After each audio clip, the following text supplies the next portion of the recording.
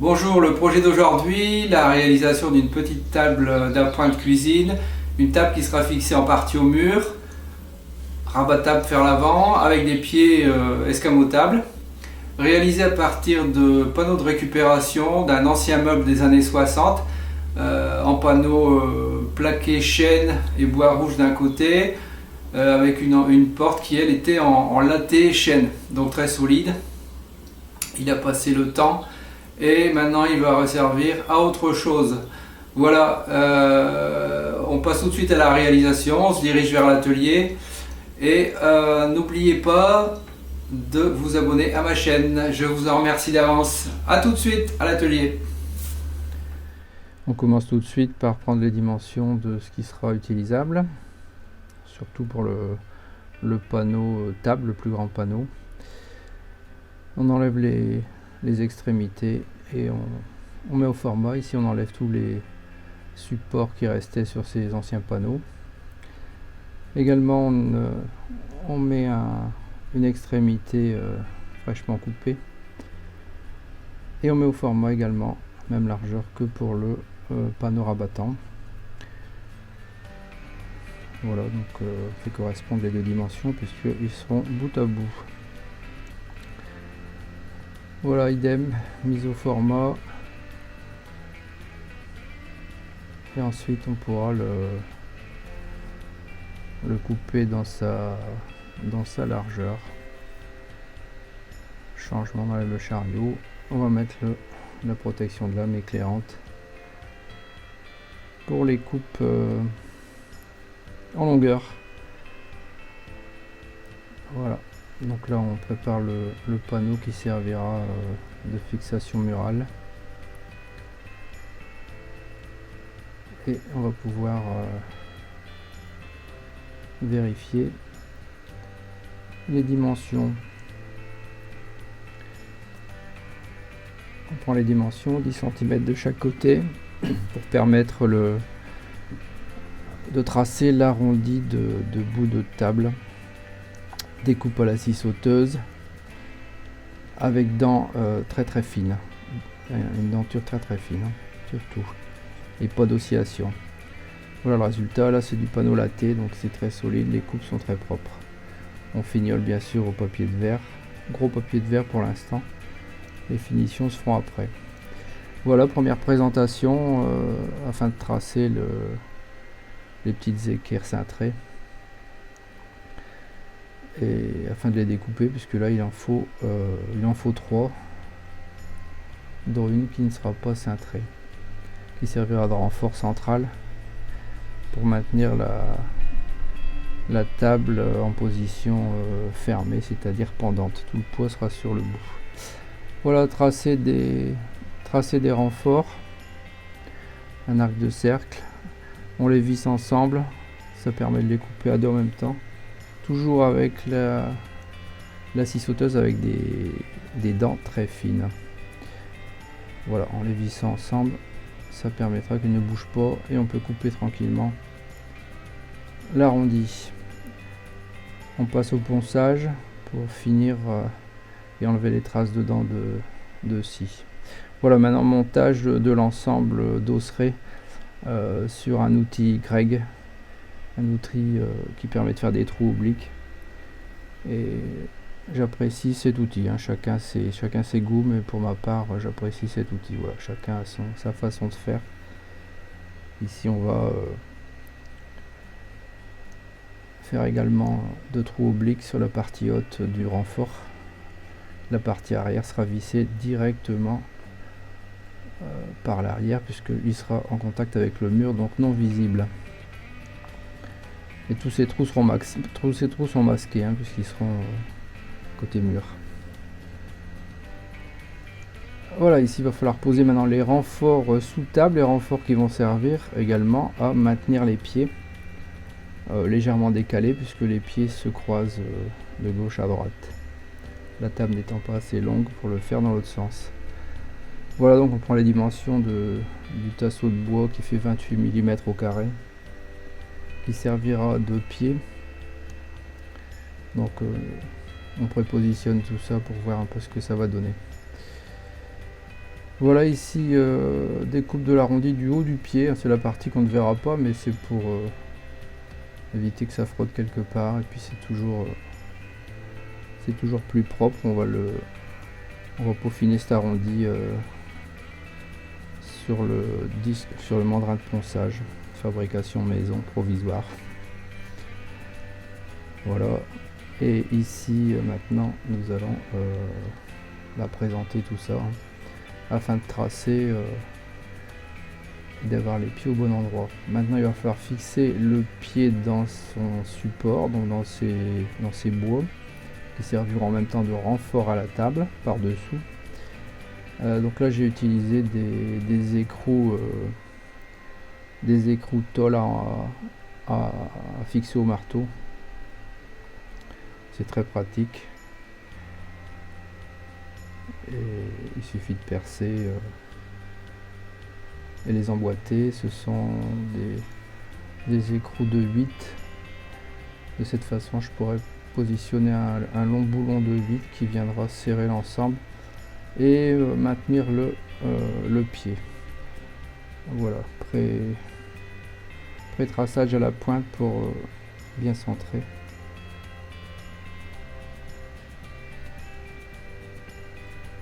Voilà, on va percer les deux ensemble pour bien les aligner. Donc vous voyez, les trois renforts suffiront largement à maintenir la table bien rigide. Inutile de faire autre chose. Mais ici, voilà, il va falloir utiliser les vieux outils. J'ai pas de forêt Forstner sous la main. Donc le vieux vilebrequin avec une vieille mèche retrouvée dans un fond de tiroir pour faire un dégagement, pour bien positionner l'écrou à griffes. Voilà, on va en faire un peu plus profond pour ajuster, puisque les pieds se croisant, les pieds viennent passer dans cet endroit, donc il ne faut pas que ça dépasse, d'où l'utilité de créer un dégagement dans le bois pour le mettre à plat. Donc ici on va le serrer à l'étau, puisque l'aggloméré est très dur, et pour éviter de taper, il suffit de serrer à l'étau. Les griffes vont rentrer seules dans le bois, et puis ensuite il suffira de peaufiner l'entrée de l'écrou avec une douille de 13. Voilà, ça va l'enfoncer, vous allez voir, l'écrou rentre bien. Voilà, au moins il n'est pas à fleur, il est légèrement en deçà, ce qui fait que le pied pourra rentrer facilement. Voilà, derrière ça, et bien ponçage, puisque c'était verni, un vieux vernis, mais toujours costaud. Donc ponçage au grain, assez gros pour enlever une première couche, et derrière ponçage au 220. Et bien maintenant j'utilise de la pâte à bois pour finir les champs. Je préfère ça à du champ en bois, qui est pas facile à positionner quand on doit faire des retouches sur du bois qui est déjà où il y a déjà du champ existant par endroit. Donc la pâte à bois rentre bien dans les pores du bois. Ponçage à la main derrière, éventuellement une deuxième couche de pâte à bois s'il y a des imperfections, mais franchement c'est l'idéal, surtout dans les parties courbes. Il n'y a pas de risque de décollage, et derrière ça la peinture a une très belle finition. Voilà. Donc j'utilise une petite spatule en plastique, une spatule qui sert à coller les adhésifs publicitaires, très pratique. Ponçage des angles, là on utilise du papier de verre 220, papier anti-encrassement, un vieux disque, le vieux disque adhésif de ponceuse. C'est ça, du grain de 220, voilà, pas très bien pour finir, et ce papier ne s'encrasse pas. Donc toutes ces parties là à poncer à la main, pas de ponçage à la machine, qui pourrait donner des coups et une finition désastreuse. Voilà, on finit ça à la main. commence avec du papier de verre moyen, on finit avec le très fin. Maintenant il va falloir poser tout ça, tout a été poncé. Donc pour fixer les, après dépoussiérage, pour fixer les 3 traverses qui vont tenir les pieds, j'utilise la fameuse colle Niclou-Nivis, hein, je ne donne pas de marque, mais c'est Niclou-Nivis parce que cette colle tient également sur le vernis. Ce que ne sait pas faire la colle à bois sur du vernis ne tiendra pas de toute façon. Donc j'utilise j'avais jamais fait auparavant, mais j'ai fait un test la veille et c'est très pratique. On la pose comme si c'était de la pâte à bois et puis derrière ça on la visse, on la serre, on nettoie les bavures comme d'habitude. Voilà, ici tout a été percé à l'avance avec l'outil Craig. Donc la plus belle face sur l'avant, puisque ce sera la face qui sera visible une fois la table sur ses pieds. Je rappelle, cette table est fixée au mur. Elle se rabat sur l'avant vers le bas et les pieds sont amovibles. Elles se rabattent latéralement vers l'intérieur. Voilà, donc deux coffres, pieds décalés, je répète, la table n'est pas assez longue dans l'autre sens pour pouvoir masquer totalement les pieds et avoir les 2 pieds dans le même alignement. Donc voilà, c'est ce que j'ai utilisé et ça marche très bien comme ça. Il y a peut-être d'autres méthodes, mais ça c'est la mienne. Donc toujours positionner des chutes de pieds pour conserver le bon écartement quand on visse. N'oublie pas, quand on visse, ça a toujours tendance à bouger un peu importe la façon dont on visse, mais ça bouge toujours. Voilà, donc le pied a été fixé avec son boulon de 8 qui traverse l'ensemble et le pied bascule. Fixation maintenant du dosseret qui lui viendra se fixer contre le mur. Ça c'est l'ensemble qui doit être costaud, puisque là on va fixer ça au mur et c'est cette partie qui tiendra la table une fois qu'elle sera repliée. Donc là j'utilise des anciens systèmes pour fabriquer des cadres. Ça me permet de bien positionner le panneau arrière. Il existe bien sûr des serre-joints Craig qui maintiennent les pièces, mais bon, je n'ai pas ce genre d'outil, donc on utilise les moyens du bord et ça fonctionne. Alors même chose, un collage à la colle Niclou-Nivis,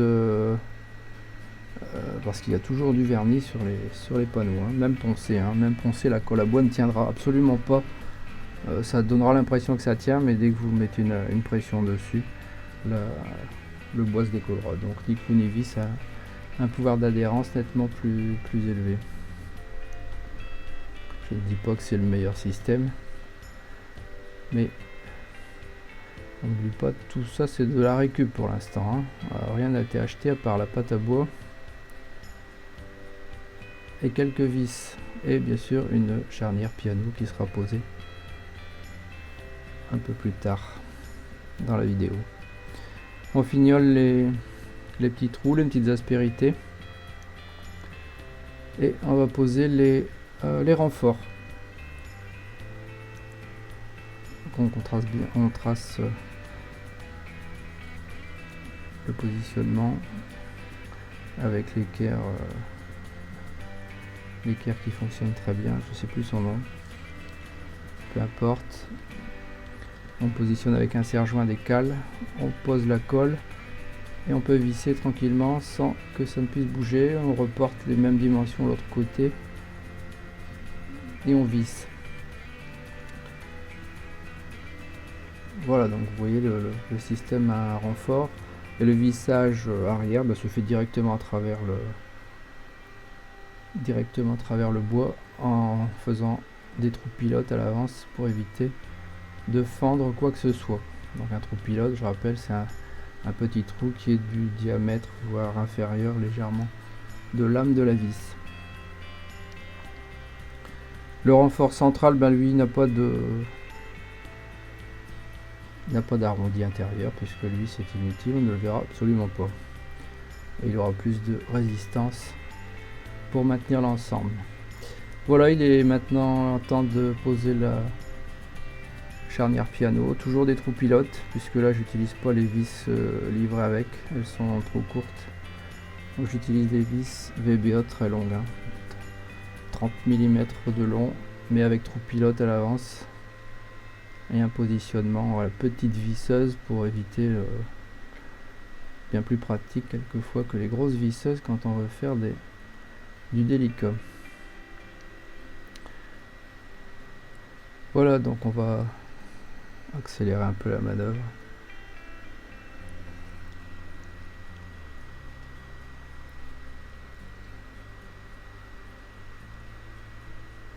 Toujours, hein, je vous rappelle, trou pilote.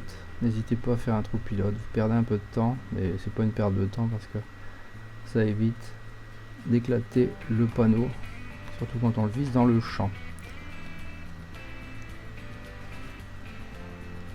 Voilà.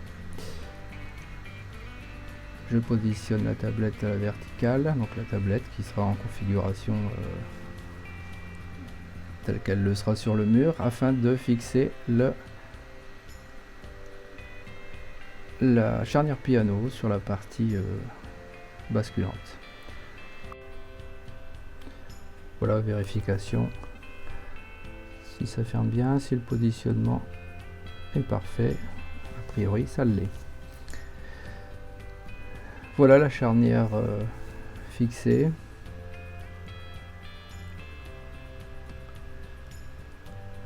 Belle charnière piano. Donc on n'oublie pas d'avoir également mis de la pâte à bois sur les tranches arrière, puisque la charnière piano ne couvre pas à 100% le champ du panneau.